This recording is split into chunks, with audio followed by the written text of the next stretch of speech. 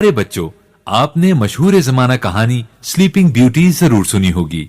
आइए आज हम आपको सुनवाते हैं इस कहानी का उर्दू वर्जन, लाडली शहजादी। प्यारे बच्चों, बहुत पुराने वक्त की बात है।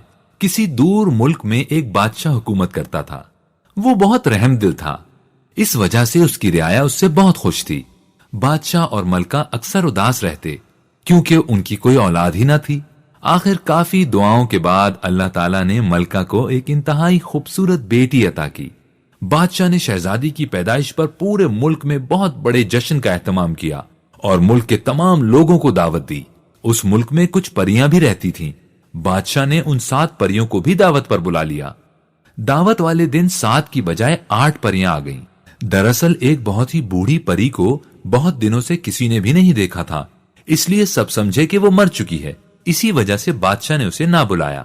जब तमाम लोगों ने शहजादी को तहाइफ दिए तो एक परी आगे बढ़ी और बोली, मैं शहजादी को हुस्न का तोहफा देती हूँ।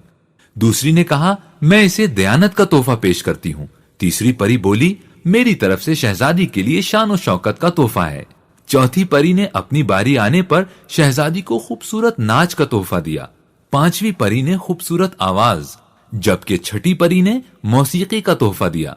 इससे पहले कि 7वीं परी शहजादी को तोहफा दे, बूढ़ी परी गुस्से की हालत में आगे बढ़ी और बोली, शहजादी को चरखे का तिकला चुभेगा और वो मर जाएगी। बादशाह और मलका ये सुनकर रोने लगे और तमाम रियाया गमगीन हो गई।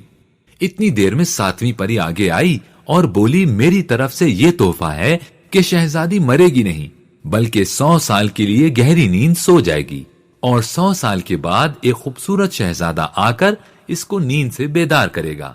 बादशाह ने अपने मुल्क से तमाम चरखे खत्म करवा दिए ताकि शहजादी को बचाया जा सके। साल पर साल बीतते गए, यहाँ तक कि शहजादी 16 साल की हो गई। उस दिन शहजादी की 16वीं सालगिरह का जश्न अपने पूरे उरूज पर था। जब शहजादी महल की छत पर हवाखोरी के लिए गई, वहां उसने देखा कि एक बहुत ही ज़ईफ औरत चरखा काट रही है। शहजादी ने क्योंकि चरखा कभी नहीं देखा था, इसलिए हैरत से तकने लगी।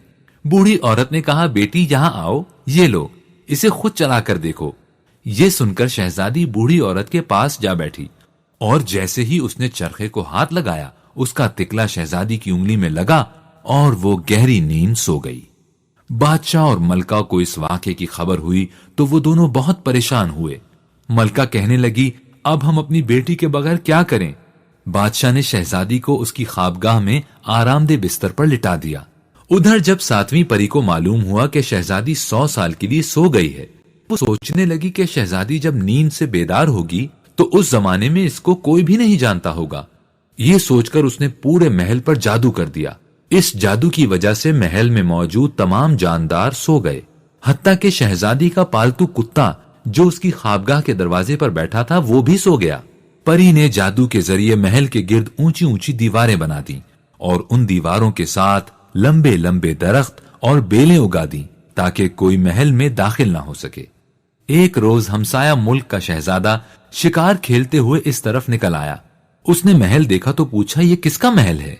लोगों ने बताया, ये जादू का महल है। इसके अंदर एक शहजादी 100 साल से सो रही है। जो शख्स भी इसके अंदर जाने की कोशिश करता है वो जिंदा वापस नहीं आता। शहजादे ने कहा, मैं जरूर इस महल के अंदर जाऊंगा और इसका राज जानने की कोशिश करूंगा। लोगों के बहुत समझाने का भी शहजादे पर कोई असर न हुआ और वो महल की तरफ चल पड़ा। महल के करीब पहुंचकर शहजादे ने जूं ही दरख्तों और बेलों की शाखों को हटाने के लिए हाथ आगे बढ़ाया, वो खुद ब खुद हटती चली गईं और शहजादे को रास्ता मिलता गया। शहजादा ये देखकर बहुत हैरान हुआ। चलते चलते शहजादा महल के दरवाजे पर पहुंच गया। उसने अभी दरवाजे पर हाथ रखा ही था कि दरवाजा भी खुद ब खुद खुल गया और शहजादा दरवाजे से अंदर दाखिल हो गया।